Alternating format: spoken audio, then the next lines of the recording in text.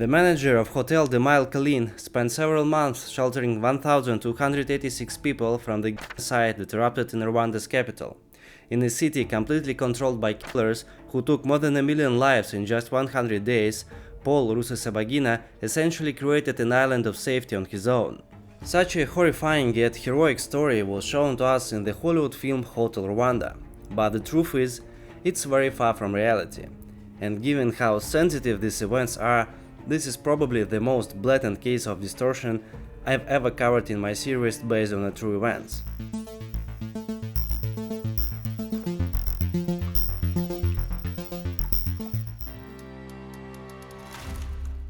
Let's start very briefly with what led Rwanda to this tragedy.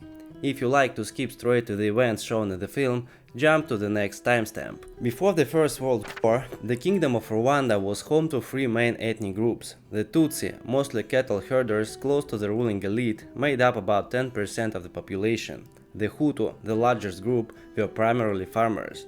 And finally the small Twa tribe, who were hunters. The king himself was a Tutsi by ethnicity, but at the time a wealthy Hutu could become a Tutsi and a poor Tutsi could be considered a Hutu.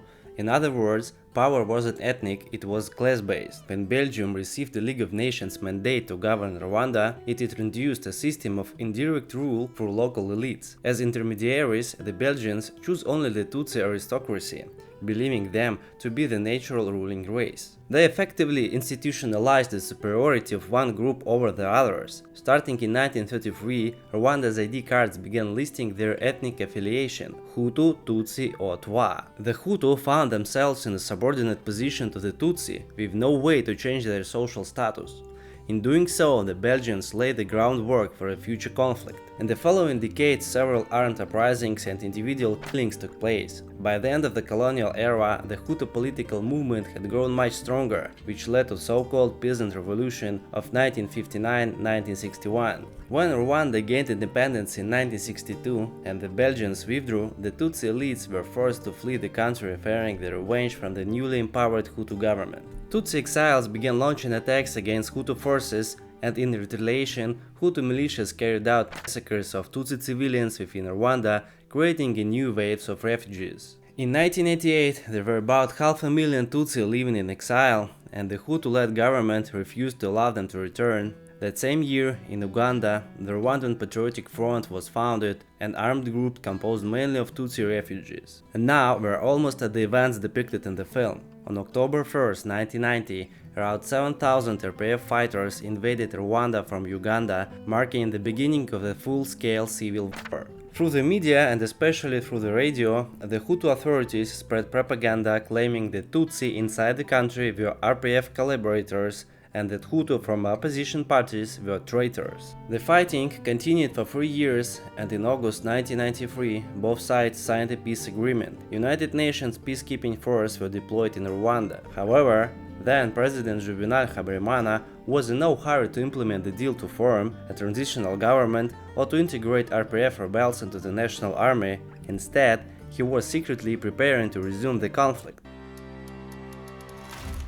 So the film begins by telling us that the peace agreement is about to be signed, but as we already know, that had actually happened 7 months earlier. We are introduced to Paul Rusesabagina, the manager of the Hotel Mille Collines, portrayed as a model citizen, a well-dressed professional who reluctantly has to deal with a shady supplier named George Rutaganga, who provides provision for the hotel. Rutaganga was a real person. He served as a deputy leader of the Interahamwe militia, an unofficial but well-organized paramilitary group of the Hutu extremists closely linked to the ruling party. So yes, George did exist, but it's highly unlikely he was the hotel's key supplier. Still, that's not even the biggest issue, because in reality, Paul Rusesabagina didn't work at Hotel Mille Collines, he was the manager of another hotel, the Diplomat. So, the film's central premise about a man who turns his own hotel into an ark of the salvation collapses right from the start. For now, he doesn't even belong in our story. On April 6, 1994, as it was approaching Kigali airport, a plane carrying the presidents of Rwanda and Burundi was shot down. It remains unclear whether it was done by the Tutsi rebels or by Hutu extremists dissatisfied with the president's move toward reconciliation, but almost immediately after the crash, the worst events began. Within minutes, the FAR, Rwanda Armed Forces, and the Presidential Guard blocked the roads and took control of the radio stations. Under orders from the senior officer of the Presidential Guard, the cleansing of the capital began. The first to be targeted were moderate Hutu politicians who supported the peace agreement, including Prime Minister Agathe Uwilingimana. She was murdered along with 10 Belgian United Nations peacekeepers assigned to protect her. At the same time, the killing of Tutsi civilians began both in Kigali and in surrounding regions. The order was given by Colonel Bagasora, a senior officer in the Ministry of Defense, who took charge of coordinating the killings. After the first murders carried out by the Presidential Guard, Interahamwe units armed with machetes and lists of enemies were sent into the streets. They began mass killings in Kigali's residential neighborhoods and then across the country. The radio station RTLM broadcast a message accusing the RPF and United Nations soldiers of shooting down the plane and calling to exterminate the cockroach Tutsi. By April 9, their violence had already become mass and systematic. These events are horrifying and inhumane. I will not go deeper into the details and the scale of this slaughter, except for a few of the most important exceptions, and I will focus attention on what happened to the Hotel des Mille Collines. Just keep in mind that the killings that began then would continue for a further 100 days throughout the story. Despite the order of United Nations peacekeepers who were guarding the Prime Minister, Europeans were not targeted by the Hutu authorities, who feared direct confrontation with foreigners that could provoke international military intervention. Because of that, the prestigious Hotel des Mille Collines, owned by the Belgian company Sabina and mainly frequented by white Europeans, initially escaped the chaos that engulfed the rest of the city. It was also guarded by a small contingent of United Nations peacekeepers. Word quickly spread across Kigali that the Mille Collines was one of few safe places untouched by Hutu soldiers and the Interahamwe militia. We feared it would be our protection, the fact that Hotel was meant for white people, recalled radio journalist Thomas Camilindi. Wealthy Tutsi paid bribes at checkpoints or found secret roads to reach the hotel and take refuge among the untouchable foreigners. In the first days, they simply paid money and checked into the hotel, but soon, Tutsi who had no money began following their example. After consulting with the Belgian headquarters, the Dutch general manager Cornelius Beek decided to open the hotel to all refugees free of charge. Anyone who could make it there would be allowed in. At that point, it was no longer a matter of business, it was a matter of saving lives. The Mille Collines quickly began to fill with people. On April 9-10, the Belgian embassy launched Operation Amaryllis, evacuating all foreign guests and staff, including manager Beek, under the protection of French special forces. As shown in the film, the arrival of European troops gave the hotel's residents a glimmer of hope, but the soldiers had strict orders not to interfere into internal affairs, so not a single Rwandan was evacuated. As one survivor, Silwana Mukaganga later recalled, when the buses drove away, we realized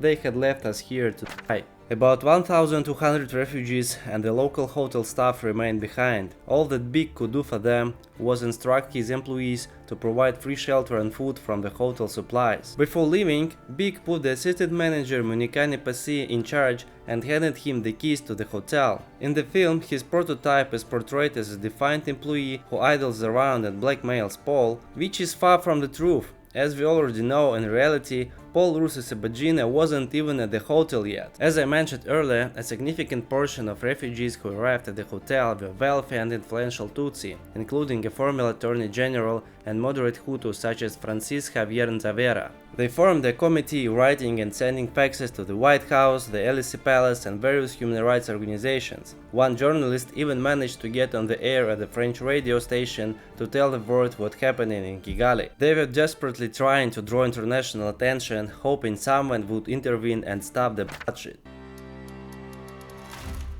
Paul Rusesabagina arrived at the hotel on April 16, more than a week after the genocide had already begun. At the time, Paul was working at another hotel, the Diplomat, which also belonged to the Belgian company Sabina. That hotel mainly served foreign diplomats and military personnel. In 2011 interview, survivor Bernard Makuza recalled, Rusesabagina came to the hotel looking for fuel. He was planning to flee to Gitarama, where the intern government have moved. When Paul arrived at the Mille Collines, He found out that Cornelius Beek had left and placed the hotel under the authority of assistant manager. Rusesabagina decided to take advantage of the situation and declare himself in charge, but the staff rejected his authority. So, Paul contacted Sabine's headquarters in Belgium and apparently convinced them that he could help protect the company's property if they made him the acting manager. The next day, he returned to the hotel with a fax confirming his appointment. In the film, this moment is completely distorted.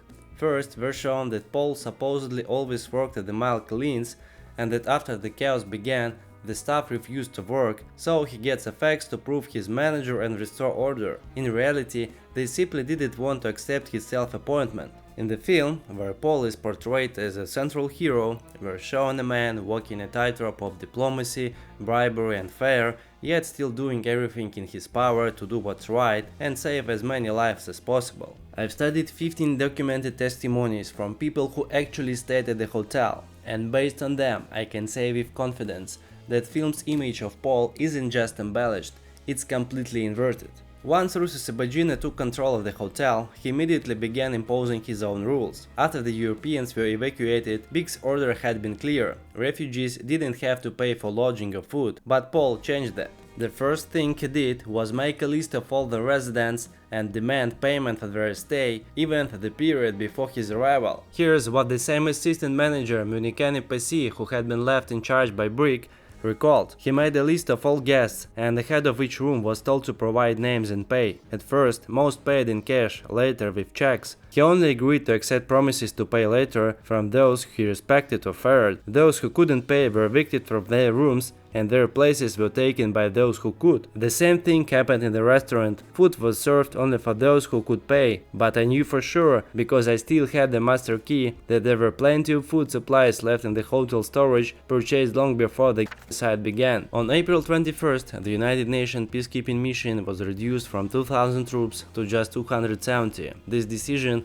was influenced by the murder of peacekeepers during the first days of the genocide, the disastrous experience in Somalia a year earlier, and the international community's refusal to acknowledge the genocide. Despite repeated reports from General Romeo Dallaire, who led the mission and was himself stationed at the Mille Collines, Western governments, both European and American, preferred to view events in Rwanda as a civil war. They denied Dallaire authorization to use force to protect civilians. The withdrawal of the main United Nations contingent would later be recognized as a fatal mistake. Over the next 6 weeks, around 800 civilians would be killed. Yet, even after Europe and the United States effectively abandoned Rwanda to its fate, the hotel remained a relatively safe haven. Partly, this was because some high-ranking Hutu officials placed their Tutsi relatives under the hotel's protection. For example, Father Wenceslas Muniaka, the priest of the Holy Family Cathedral, who initially sheltered refugees in his church but later let the killers in, entrusted his elderly mother to the hotel because she was Tutsi.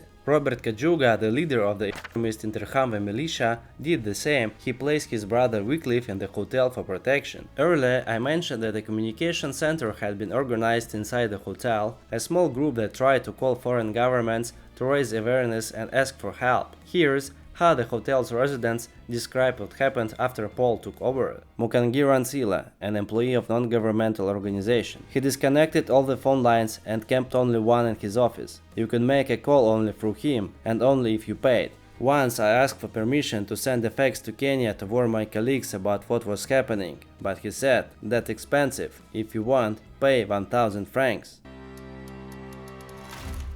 On May 16, 17, 1994, United Nations peacekeepers, together with the Red Cross, tried to evacuate a small group of people, about 80 to 100 in total. In the film, we see that the evacuation list was supposedly made by the peacekeepers, but eyewitnesses claim that Rusesabagina himself complied the list. He never informed others about the evacuation and included only his most important acquaintances and his family, even selling spots in the list to those who could pay. However, the evacuation failed. The buses were stopped at roadblock and militiamen tried to pull out the Tutsi passengers out. The peacekeepers managed to fight them off and return to the hotel. Reportedly, a bribe also helped to convince the Hutu fighters to let them go. Conditions inside the hotel kept getting worse.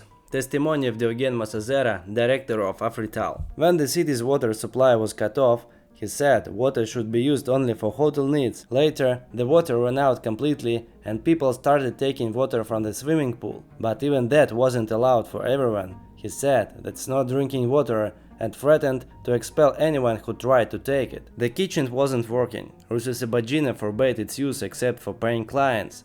People started cooking in their rooms and in the hallways. Smoke filled the corridors and the entire hotel reeked of burning. He also demanded payment for food and water. When the Red Cross delivered supplies to the hotel, he refused to let them be distributed. He said he would handle the rations himself. In reality, that meant the food went only to those who could pay. Rusesabagina kept collecting payments for lodging, writing and signing receipts.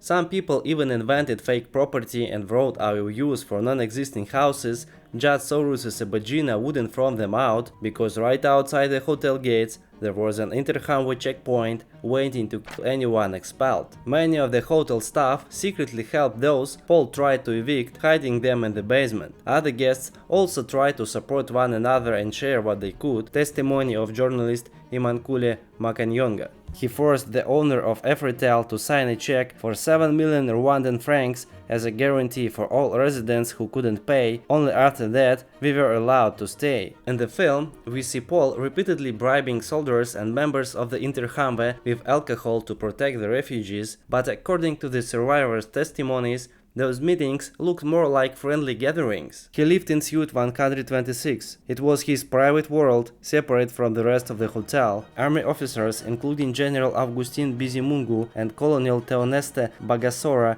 as well as the members of the Interhamwe, came there often. I saw them come in, laughing, drinking wine and cognac. Sometimes he would come out of the room accompanied by those men and tell the staff, "They are my guests, don't ask questions." We knew who they were.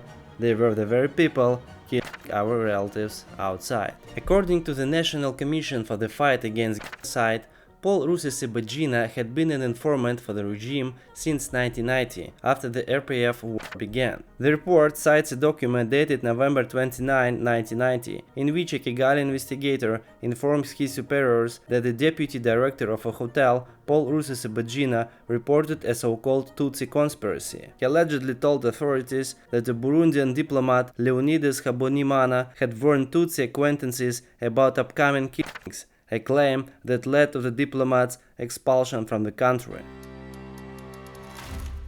Immediately after the genocide began, RPF forces stationed in the north of Rwanda announced the resumption of hostilities. While the government was massacring civilians, the RPF steadily advanced toward the capital Kigali. The United Nations peacekeepers managed to negotiate with both the Hutu government and the RPF to establish a humanitarian corridor. Between May 27 and May 31, 1994, an operation began to relocate the refugees sheltering at the hotel. However, the armed forces of the genocidal regime failed to honor the agreement. The Interhamwe stopped United Nations trucks at the checkpoints, pulled Tutsi passengers off and killed them on the spot. According to eyewitness accounts, during one of these clashes, United Nations officer Mbai Ndiang was killed. He tried to block the militiamen to prevent them from dragging Tutsi out of the vehicles and was shot dead on one of the roadblocks. For more than 6 weeks, Ndiang had risked his life daily, driving through the city to rescue hidden Tutsi civilians. He later became recognized as one of the true heroes of those events and was posthumously honored by the Rwanda government. According to United Nations reports, around 600 people, roughly half of the refugees, were evacuated from the hotel during this operation.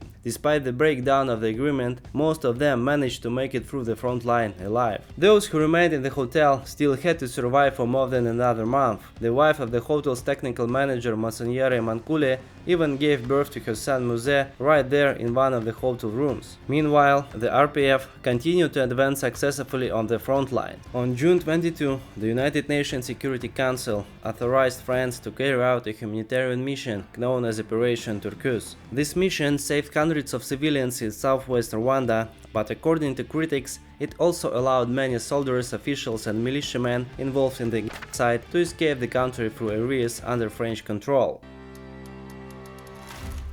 On July 4th, RPF forces captured Kigali, taking control of the capital and liberating the remaining refugees at the Hotel des Mille Collines, including Rusesabagina's own family. By the time, the Hutu army and the Interhamwe had already fled the city. So even the way film portrays its happy ending is misleading. There was no final evacuation or prisoner exchange. The survivors were rescued right there in the hotel when the RPF entered the city. The filmmakers likely drew inspiration from a different real event. When advancing RPF troops captured the Kanombe military base, it dealt a major blow to the genocidal government. Over 800 regime soldiers and their families surrendered to the United Nations peacekeeping commander General Romeo Dallaire, who then handed them over the Red Cross. These soldiers later ended up in RPF-controlled territory as prisoners of war, and to be fair, according to some reports, many of them disappeared without a trace. After the war, Rusesabagina used his contacts at Sabina to move to Belgium, from where he established a logistics business, possibly with the money he had collected from the hotel residents. He later wrote memoirs telling his own version of the events, which became the basis for the film. Initially presenting himself as a savior of the Tutsi, Rusesabagina has since denied the genocide officially recognized by the United Nations, claiming it was a two-sided conflict. According to defectors and investigative reports, Rusesabagina even funded an armed organization operating in the Congo composed of former participants in the genocide. After the film's release, many survivors, including General Romeo Dallaire, who commanded the United Nations forces, were outraged that Rusesabagina was portrayed as a hero. As for General Augustin Bizimungu and Colonel Theoneste Bagasora, they were men who visited Paul at the hotel. They were later convicted by the United Nations Tribunal as the key organizers of the genocide. In 2020, Rusesabagina received what was supposedly an invitation to speak in Burundi. A private jet was sent to pick him up. However, he ended up landing in Kigali, where he was immediately arrested and sentenced to 25 years in prison on terrorism-related charges. 3 years later, with the assistance of the United States, where he holds permanent residency, he was released.